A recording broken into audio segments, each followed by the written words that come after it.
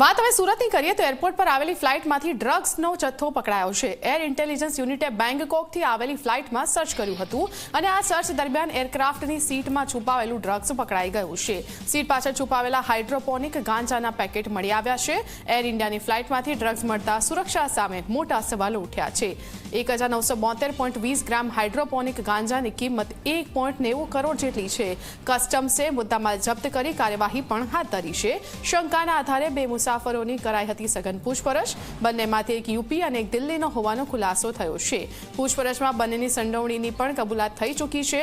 સુરતથી દિલ્હીની ફ્લાઇટમાં જતા ત્રીજા શખ્સને પણ દબોચી લેવાયો છે। તો કસ્ટમ્સ વિભાગે મુદ્દામાલ જપ્ત કરીને કાર્યવાહી હાથ ધરી છે। સુરતની આ ઘટના છે। હાઇડ્રોપોનિક ગાંજાનો મોટો જથ્થો।